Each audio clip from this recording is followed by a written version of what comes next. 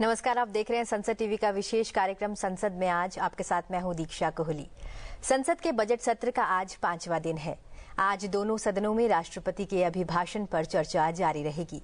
आइए जानते हैं संसद के दोनों सदनों के एजेंडे में लिस्टेड बिजनेस के बारे में। सबसे पहले नजर डालते हैं लोकसभा की कार्यसूची पर। लोकसभा में आज की कार्यवाही की शुरुआत प्रश्नकाल से होगी। इस दौरान विभिन्न मंत्रालयों से जुड़े अलग सूची में सम्मिलित प्रश्न पूछे जाएंगे और उनके उत्तर दिए जाएंगे। सभा पटल पर विभिन्न मंत्रालयों से संबंधित पत्र रखे जाएंगे, जिनमें शामिल है आवासन और शहरी कार्य मंत्रालय, विद्युत मंत्रालय, सूक्ष्म लघु और मध्यम उद्यम मंत्रालय, सड़क परिवहन और राजमार्ग मंत्रालय, खाद्य प्रसंस्करण उद्योग मंत्रालय, आवासन और शहरी कार्य मंत्रालय, नागर विमानन मंत्रालय। प्राक्कलन समिति 2024-25 के विवरण हिंदी तथा अंग्रेजी में सभा पटल पर रखे जाएंगे। विद्युत मंत्रालय में राज्य मंत्री श्रीपद यसो नाइक विद्युत मंत्रालय से संबंधित विद्युत क्षेत्र की कंपनियों द्वारा विद्युत परियोजनाओं के निष्पादन पूर्णता में विलंब के बारे में ऊर्जा संबंधी स्थायी समिति के 19वें प्रतिवेदन में शामिल सिफारिशों के कार्यान्वयन की स्थिति के बारे में वक्तव्य देंगे। नियम 377 के अधीन लोक महत्व के अविलंबनीय मामले उठाए जाएंगे। वर्ष 2025-26 के लिए केंद्रीय बजट पर सामान्य चर्चा होगी। आइए अब नजर डालते हैं राज्यसभा की आज की कार्यसूची पर। सबसे पहले राज्यसभा की कार्यवाही की शुरुआत जन्मदिन की शुभकामनाओं के साथ होगी। राज्यसभा सदस्य उपेंद्र कुशवाहा को उनके जन्मदिवस पर शुभकामनाएं दी जाएंगी। सभा पटल पर विभिन्न मंत्रालयों से संबंधित पत्र रखे जाएंगे, जिनमें शामिल है विज्ञान और प्रौद्योगिकी मंत्रालय, जल शक्ति मंत्रालय, विदेश मंत्रालय। प्रश्नकाल के दौरान विभिन्न मंत्रालयों से जुड़े अलग सूची में सम्मिलित प्रश्न पूछे जाएंगे और उनके उत्तर दिए जाएंगे। राष्ट्रपति के अभिभाषण पर धन्यवाद प्रस्ताव और उसके संबंध में उपस्थित किए गए संशोधनों पर आगे चर्चा जारी रहेगी। आइए अब जानते हैं कि आज लोकसभा में प्रश्नकाल के दौरान किन मंत्रालयों से संबंधित कौन कौन से तारांकित प्रश्न पूछे जाएंगे। सर्वप्रथम वर्धमान पश्चिम बंगाल से अखिल भारतीय तृणमूल कांग्रेस के सांसद कीर्ति आजाद नागर विमानन मंत्री से सवाल करेंगे। वे जानना चाहेंगे कि क्या सरकार को नैनो उर्वरकों जैसे तरल उर्वरकों का ड्रोन के द्वारा छिड़काव के लिए प्रति गांव 10 ड्रोन की आवश्यकता के हिसाब से 6 लाख गांव की आवश्यकता को पूरा करने के लिए उद्यमियों को तैयार करने के लिए उर्वरक विभाग से कोई जानकारी प्राप्त हुई है। यदि हाँ, तो इस संबंध में अब तक क्या उपाय किए गए हैं और इसके क्या परिणाम हुए हैं और उक्त पहल के कब तक पूरा होने की उम्मीद है। हाथ कणगले महाराष्ट्र से शिवसेना सांसद धैर्यशील संभाजीराव माने जल शक्ति मंत्री से सवाल करेंगे। वे जानना चाहेंगे कि क्या सरकार ने जल जीवन मिशन के तहत आपूर्ति किए जाने वाले पानी की गुणवत्ता सुनिश्चित करने के लिए नियमित जांच और सुधार उपायों के संबंध में राज्यों को नए प्रोटोकॉल जारी किए हैं। यदि हाँ, तो तत्संबंधी ब्यौरा क्या है। चित्तूर आंध्र प्रदेश से तेलुगु देशम पार्टी के सांसद डगुमला प्रसाद राव सड़क परिवहन और राजमार्ग मंत्री से क्षेत्रीय ड्राइविंग प्रशिक्षण केंद्रों से संबंधित सवाल करेंगे। वे सवाल करेंगे कि पिछले 5 वर्षों के दौरान देश में कार्यरत क्षेत्रीय ड्राइविंग प्रशिक्षण केंद्रों की प्रगति, उपलब्धियों का राज्यवार ब्यौरा क्या है और क्या सरकार ने RDTC के निर्माण और संचालन की देखरेख के लिए कोई समिति बनाई है। यदि हाँ, तो तत्संबंधी ब्यौरा क्या है। भदोही उत्तर प्रदेश से भारतीय जनता पार्टी के सांसद डॉक्टर विनोद कुमार बिंद खाद्य प्रसंस्करण उद्योग मंत्री से श्री अन्न से निर्मित उत्पादों की मांग से जुड़ा सवाल करेंगे। वे जानना चाहेंगे कि घरेलू और अंतर्राष्ट्रीय स्तर पर श्री अन्न से निर्मित उत्पादों के प्रति उपभोक्ता जागरूकता और मांग को बढ़ावा देने के लिए सरकार द्वारा उठाए गए या उठाए जा रहे कदमों का ब्यौरा क्या है और सरकार उन मामलों का किस प्रकार से समाधान करती है जहां लाभार्थी 10% वार्षिक बिक्री वृद्धि की आवश्यकता को पूरा करने में विफल रहते हैं। गिरिडीह झारखंड से AJSU पार्टी के सांसद चंद्र प्रकाश चौधरी सूक्ष्म लघु और मध्यम उद्यम मंत्री से सवाल करेंगे। उनका सवाल होगा कि क्या सरकार ने ग्रामीण क्षेत्रों में विनिर्माण उद्योगों की स्थापना के लिए कोई विशेष जागरूकता अभियान शुरू किया है। यदि हाँ, तो विशेष रूप से झारखंड के गिरिडीह संसदीय क्षेत्र, राजस्थान के टोंक सवाई माधोपुर जिलों और हरियाणा के सोनीपत संसदीय निर्वाचन क्षेत्र सहित राज्यवार ब्यौरा क्या है। श्रीरामपुर पश्चिम बंगाल से अखिल भारतीय तृणमूल कांग्रेस के सांसद कल्याण बनर्जी सड़क परिवहन और राजमार्ग मंत्री से पश्चिम बंगाल में राष्ट्रीय राजमार्गों से जुड़ा सवाल करेंगे। वे जानना चाहेंगे कि क्या देश की अन्य प्रमुख राष्ट्रीय राजमार्ग परियोजनाओं की तुलना में केवल पश्चिम बंगाल ने ही राष्ट्रीय राजमार्ग गलियारा परियोजना के अंतर्गत कोलकाता सिलीगुड़ी के बीच 362 किलोमीटर की लक्षित लंबाई पूरी कर ली है। यदि हाँ, तो तत्संबंधी ब्यौरा क्या है? आनंद गुजरात से भारतीय जनता पार्टी के सांसद मितेश पटेल आवासन और शहरी कार्य मंत्री से अमृत 2.0 से संबंधित प्रश्न करेंगे। वे पूछेंगे कि अटल नवीकरण एवं शहरी परिवर्तन मिशन का ब्यौरा और उद्देश्य क्या है और मिशन के अंतर्गत परियोजना कार्यान्वयन की वर्तमान स्थिति क्या है तथा पूर्ण हो चुकी चालू और निविदाकृत परियोजनाओं की संख्या क्या है। उस्मानाबाद महाराष्ट्र से शिवसेना बाला साहेब ठाकरे के सांसद ओम प्रकाश भूपाल सिंह खाद्य प्रसंस्करण उद्योग मंत्री से सवाल करेंगे। वे जानना चाहेंगे कि मंत्रालय द्वारा देश भर में विशेषकर महाराष्ट्र से उस्मानाबाद और परभनी संसदीय निर्वाचन क्षेत्रों में गत 5 वर्षों और चालू वर्ष के दौरान क्रियान्वित की जा रही विभिन्न योजनाओं का ब्यौरा क्या है। धौरहरा उत्तर प्रदेश से धौरहरा उत्तर प्रदेश के सांसद आनंद भदौरिया आवासन और शहरी कार्य मंत्री से जानना चाहेंगे कि क्या सरकार के पास देश के शहरी क्षेत्रों में बेघर लोगों के संबंध में कोई नवीनतम डाटा है। यदि हाँ, तो राज्यवार तत्संबंधी ब्यौरा क्या है। अरानी तमिलनाडु से डीएम के सांसद थरानियंथम एमएस जल शक्ति मंत्री से सवाल करेंगे। वे जानना चाहेंगे कि जल शक्ति अभियान की मुख्य विशेषताएं क्या हैं, जल शक्ति अभियान के लिए केंद्रित कार्य का ब्यौरा क्या है और पिछले 3 वर्षों और चालू वर्ष के दौरान तमिलनाडु में उक्त अभियान के तहत कितनी धनराशि स्वीकृत, आवंटित और उपयोग की गई है। कल्लाकुरिची तमिलनाडु से द्रविड़ मुनेत्र कशगम से सांसद मलैया रासन डी सड़क परिवहन और राजमार्ग मंत्री से तमिलनाडु में राष्ट्रीय राजमार्गों से संबंधित प्रश्न करेंगे। वे जानना चाहेंगे कि देश में पिछले 2 वर्षों के दौरान निर्मित राष्ट्रीय राजमार्गों की कुल लंबाई कितनी है और वर्तमान में निर्माणाधीन राजमार्गों की लंबाई कितनी है। तमिलनाडु राज्य में प्रमुख राष्ट्रीय राजमार्ग परियोजनाओं की प्रगति क्या है, उनके पूरा होने की समय सीमा और उनके क्रियान्वयन में होने वाले विलंब का ब्यौरा क्या है। दुर्ग छत्तीसगढ़ से भारतीय जनता पार्टी के सांसद विजय बघेल जल शक्ति मंत्री से सवाल करेंगे। वे जानना चाहेंगे कि देश में उन्नत प्रौद्योगिकियों और कुशल जल प्रबंधन प्रणालियों के माध्यम से सूखाग्रस्त क्षेत्रों में तीव्र जल संकट को दूर करने सहित नल जल और स्वच्छता लक्ष्यों को प्राप्त करने के लिए सरकार द्वारा अपनाई जा रही नवीन रणनीतियों का छत्तीसगढ़ सहित राज्यवार ब्यौरा क्या है और इसके परिणाम क्या है। भिवंडी महाराष्ट्र से राष्ट्रवादी कांग्रेस पार्टी शरद चंद्र पवार के सांसद बालिया मामा सुरेश गोपीनाथ म्हात्रे जनजातीय कार्य मंत्री से सवाल करेंगे। वे पूछेंगे कि क्या सरकार ने महाराष्ट्र के जनजातीय क्षेत्रों में शिक्षा और स्वास्थ्य सुविधाओं में सुधार के लिए कोई नई योजना शुरू की है। यदि हाँ, तो तत्संबंधी ब्यौरा क्या है और उक्त राज्य में जनजातीय समुदायों के लिए रोजगार और स्वरोजगार के अवसर बढ़ाने के लिए सरकार द्वारा क्या कदम उठाए गए हैं या उठाए जा रहे हैं। हजारीबाग झारखंड से भारतीय जनता पार्टी के सांसद मनीष जायसवाल जल शक्ति मंत्री से सवाल करेंगे। वो जानना चाहेंगे कि झारखंड में चल रहे जल जीवन मिशन के तहत अब तक कितने घरों को पानी का कनेक्शन दिया गया है। झारखंड में उक्त मिशन के तहत बजट आवंटन के साथ साथ कार्य की वर्तमान स्थिति क्या है और हजारीबाग और रामगढ़ जिलों में कितने घरों को पीने योग्य पानी उपलब्ध कराया गया है। चंडीगढ़ से भारतीय राष्ट्रीय कांग्रेस के सांसद मनीष तिवारी विद्युत मंत्री से सवाल करेंगे। वे पूछेंगे कि क्या केंद्र सरकार ने हाल ही में विद्युत निर्यात नियमों में संशोधन किया है। यदि हाँ, तो तत्संबंधी ब्यौरा क्या है और सरकार के पास जल्दबाजी में नियमों में संशोधन करने के क्या कारण है और औचित्य है तथा इसकी तात्कालिकता का आकलन किस प्रकार किया गया। सांगली महाराष्ट्र से निर्दलीय सांसद विशाल दादा प्रकाश बाबू पाटिल जल शक्ति मंत्री से अलमाटी बांध से जुड़ा सवाल करेंगे।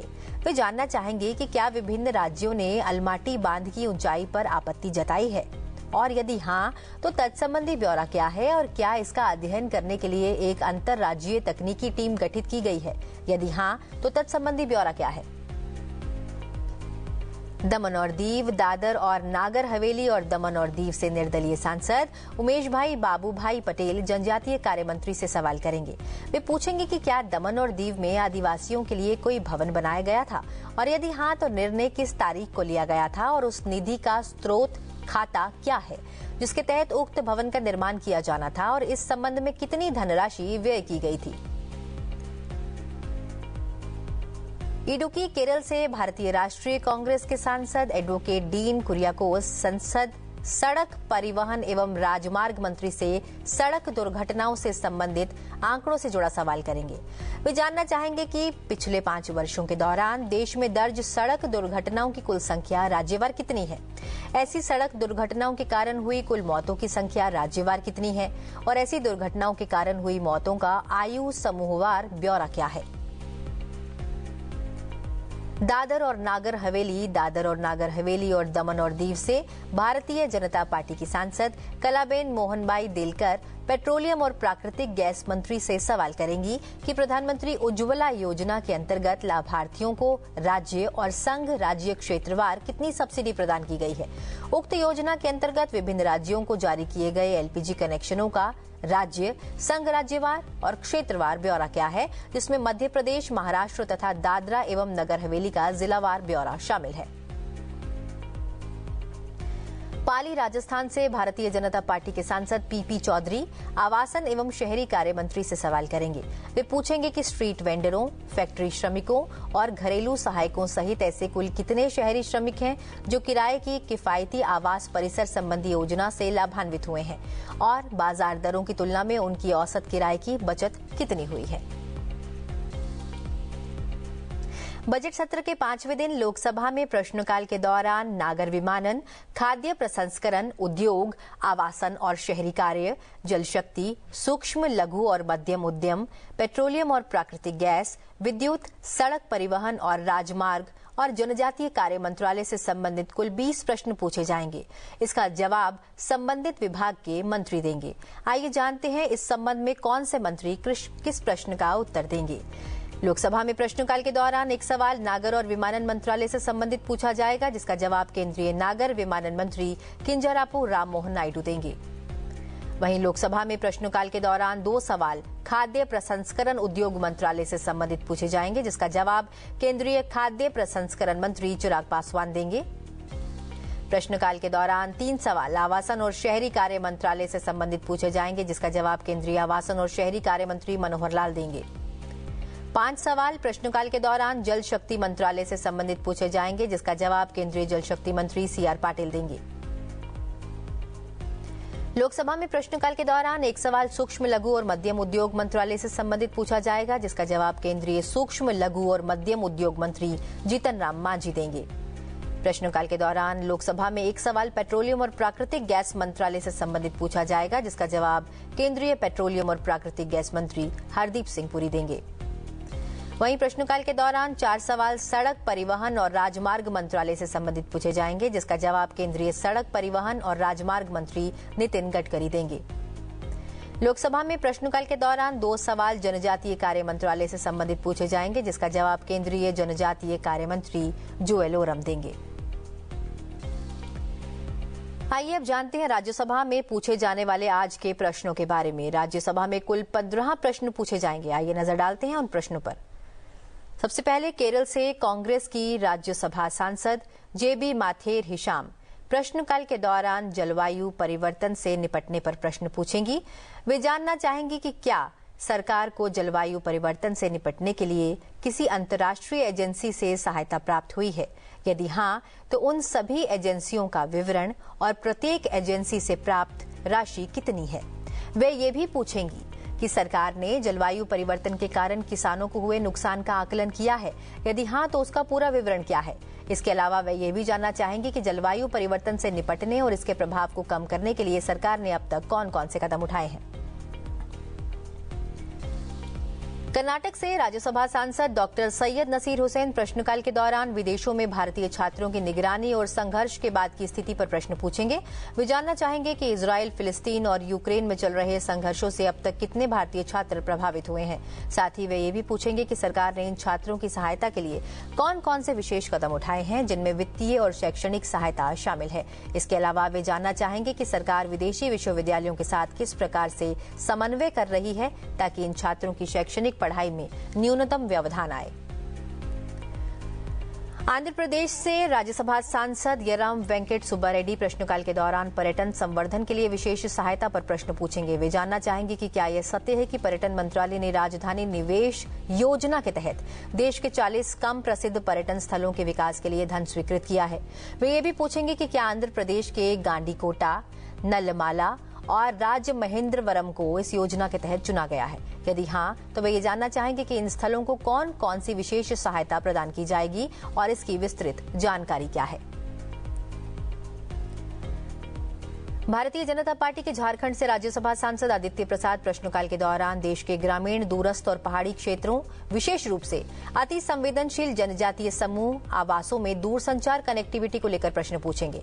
वे जानना चाहेंगे कि क्या सरकार इन क्षेत्रों में मोबाइल टावर लगाने के लिए कोई विशेष योजना चला रही है। यदि हाँ, तो वे इसके विस्तृत विवरण की जानकारी लेंगे। इसके अलावा वे ये भी पूछेंगे कि क्या झारखंड और अन्य राज्यों में पीवीटीजी आवासों और ग्रामीण क्षेत्रों में मोबाइल कनेक्टिविटी को मजबूत करने के लिए कोई विशेष परियोजना चिन्हित की गई है। वे ये भी जानना चाहेंगे कि अब तक कितने मोबाइल टावर लगाए जा चुके हैं और कितने टावर लगाने का प्रस्ताव है। राज्यसभा सांसद धैर्यशील मोहन पाटिल प्रश्नकाल के दौरान पंडरीची वारी, जो पंडरपुरा की वार्षिक तीर्थ यात्रा है, इसको यूनेस्को की अमूर्त सांस्कृतिक धरोहर सूची में शामिल करने को लेकर प्रश्न पूछेंगे। वे जानना चाहेंगे कि क्या सरकार की ऐसी कोई योजना है। यदि हाँ, तो वे ये भी पूछेंगे कि नामांकन के लिए इसकी सांस्कृतिक महत्ता के दस्तावेजीकरण और प्रस्तुति के लिए अब तक क्या कदम उठाए गए हैं। इसके अलावा वे जानना चाहेंगे कि क्या सरकार इस परंपरा को संरक्षित और बढ़ावा देने के लिए सांस्कृतिक संगठनों और स्थानीय समुदायों के साथ मिलकर कार्य कर रही है।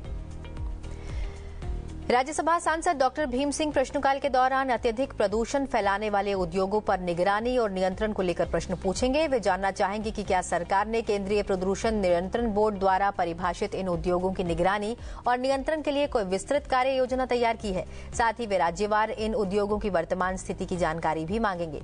इसके अलावा वे ये भी जानना चाहेंगे कि क्या सरकार ने जल स्रोतों में दूषित अपशिष्ट छोड़ने से रोकने और उन उद्योगों में खतरनाक पदार्थों के संचालन को नियंत्रित करने के लिए कोई विशेष कदम उठाए हैं। यदि हाँ, तो उसका ब्यौरा क्या है। राज्यसभा सांसद डॉक्टर लक्ष्मीकांत बाजपेयी प्रश्नकाल के दौरान दिल्ली एनसीआर में वायु गुणवत्ता सूचकांक स्तर और प्रदूषण नियंत्रण के लिए उठाए गए कदमों को लेकर प्रश्न पूछेंगे। वे जानना चाहेंगे कि अक्टूबर, नवंबर और दिसंबर के महीनों में वर्ष 2022, 2023 और 2024 के दौरान दिल्ली एनसीआर में एक्यूआई स्तर का वर्षवार विवरण क्या है।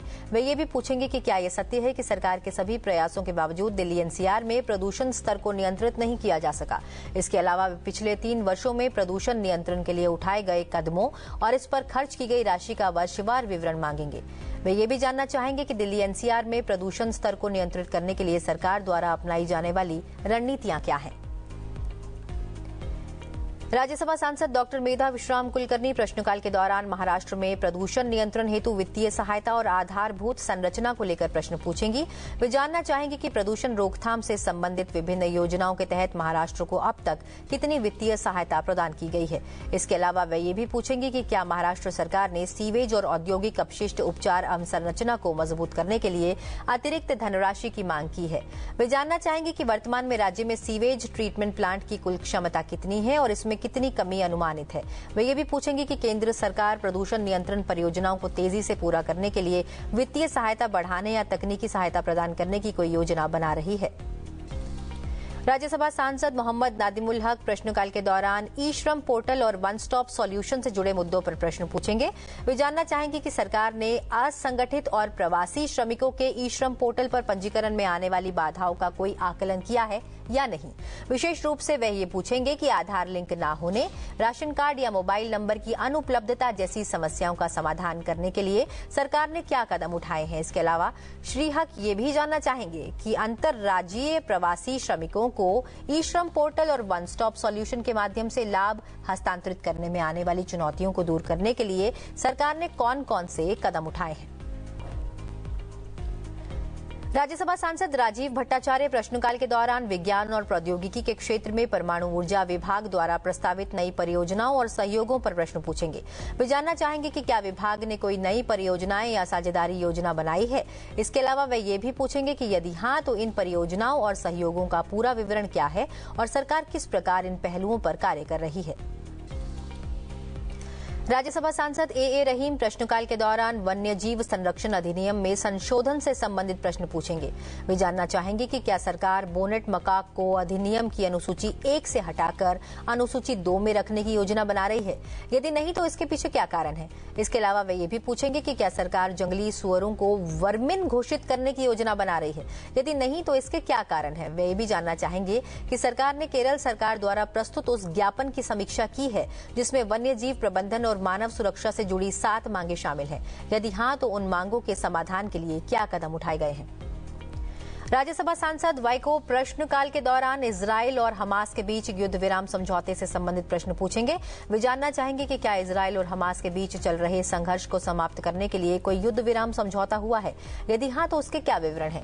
इसके साथ ही वे ये भी पूछेंगे कि क्या अब ध्यान मानवीय सहायता प्रदान करने, गाजा पट्टी में घरों के पुनर्निर्माण और बुनियादी ढांचे के विकास पर केंद्रित होगा। वे ये भी जानना चाहेंगे कि फिलिस्तीनी लोगों के लिए भारत द्वारा किए जा रहे योगदान क्या है और शांति प्रक्रिया की निगरानी करने वाले देशों और अंतर्राष्ट्रीय एजेंसियों के क्या विवरण है। राज्यसभा सांसद डेरेक ओब्रायन प्रश्नकाल के दौरान नौकरी की परिभाषा में बदलाव से संबंधित प्रश्न पूछेंगे। वे जानना चाहेंगे कि क्या सरकार स्वरोजगार को नौकरी की परिभाषा में शामिल करने की योजना बना रही है। यदि हाँ तो इसके पीछे क्या कारण है। इसके अलावा वे ये भी पूछेंगे कि क्या ये सत्य है कि हर 3 में से 1 युवा ना तो शिक्षित है, न नौकरी में है और न ही किसी प्रशिक्षण कार्यक्रम से जुड़ा हुआ है जिसमें 95% महिलाएं शामिल हैं। वे इस संदर्भ में विस्तृत जानकारी मांगेंगे और यदि यह तथ्य सही नहीं है तो इसके पीछे सरकार की क्या स्थिति है, वे ये भी जानना चाहेंगे। राज्यसभा सांसद रेणुका चौधरी प्रश्नकाल के दौरान धरोहर कौशलों में लगे कारीगरों और हस्तशिल्पियों के समर्थन में सरकारी योजनाओं से संबंधित प्रश्न पूछेंगी। वे जानना चाहेंगी कि क्या सरकार ने ऐसे कारीगरों और हस्तशिल्पियों के लिए कोई विशेष कार्यक्रम या योजना लागू की है और इन योजनाओं के तहत पिछले 3 वर्षों में कुल बजट आवंटन और उपयोगिता क्या रही है। इसके अलावा वह पूछेंगी कि सरकार ने युवाओं में पारंपरिक और धरोहर कौशलों को बढ़ावा देने के लिए कौन से कदम उठाए हैं, जैसे कि हस्त निर्मित वस्त्र बुनाई, हस्तशिल्प, मिट्टी का धातु कला और लोक कला। वे ये भी जानना चाहेंगे कि क्या सरकार ने धरोहर कौशलों को स्कूल और उच्च शिक्षा पाठ्यक्रम में शामिल करने के लिए कोई कदम उठाए हैं ताकि युवा पीढ़ी को पारंपरिक शिल्प सीखने के लिए प्रेरित किया जा सके। यदि हाँ तो इसका विस्तृत विवरण क्या है। राज्यसभा सांसद मनस रंजन मंगराज प्रश्नकाल के दौरान ओडिशा के परंपरागत गोटीपुआ नृत्य के संरक्षण और प्रचार से संबंधित सवाल पूछेंगे। वे जानना चाहेंगे कि सरकार गोटीपुआ नृत्य को ओडिशा की सांस्कृतिक धरोहर का अभिन्न हिस्सा मांगते हुए और इस हिस्से को इसी तरीके से रखते हुए इसे संरक्षित और प्रचारित करने के लिए कौन से कदम उठा रही है। वे ये भी पूछेंगे कि क्या सरकार के पास गोटीपुआ नृत्य दलों, कलाकारों और प्रदर्शकों के लिए कोई वित्तीय सहायता योजनाएं या समर्थन कार्यक्रम है ताकि प्राचीन नृत्य रूप को संवर्धित और प्रचारित किया जा सके। वे ये भी जानना चाहेंगे कि सरकार गोटीपुआ नृत्य को राष्ट्रीय और अंतर्राष्ट्रीय स्तर पर अधिक पहचान दिलाने के लिए क्या योजनाएं बना रही हैं और इसके प्रदर्शन के लिए कौन से मंच या कार्यक्रम आयोजित किए जा रहे हैं। बजट सत्र के 5वें दिन राज्यसभा में प्रधानमंत्री परमाणु ऊर्जा, संचार संस्कृति, उत्तर पूर्वी क्षेत्र विकास, पृथ्वी विज्ञान, पर्यावरण, वन और जलवायु परिवर्तन, विदेश, श्रम और रोजगार, विधि और न्याय, कार्मिक, लोक शिकायत और पेंशन, विज्ञान और प्रौद्योगिकी, अंतरिक्ष, पर्यटन और युवक कार्यक्रम और खेल मंत्रालय से संबंधित 15 मौखिक प्रश्न पूछे जाएंगे। इसका जवाब संबंधित विभाग के मंत्री देंगे। आइए जानते हैं इस संबंध में कौन से प्रश्नों का उत्तर कौन से मंत्री देंगे। राज्यसभा में प्रश्नकाल के दौरान एक सवाल परमाणु ऊर्जा से संबंधित पूछा जाएगा, जिसका जवाब परमाणु ऊर्जा राज्य मंत्री जितेंद्र सिंह देंगे। एक सवाल संचार मंत्रालय से संबंधित पूछा जाएगा, जिसका जवाब केंद्रीय संचार मंत्री ज्योतिरादित्य सिंधिया देंगे।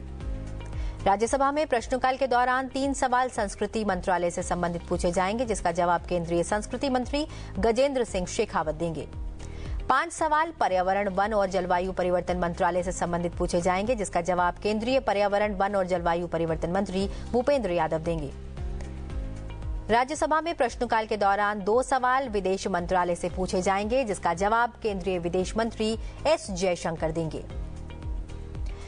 2 सवाल प्रश्नकाल के दौरान श्रम और रोजगार मंत्रालय से संबंधित पूछे जाएंगे, जिसका जवाब केंद्रीय श्रम और रोजगार मंत्री डॉक्टर मनसुख मांडविया देंगे।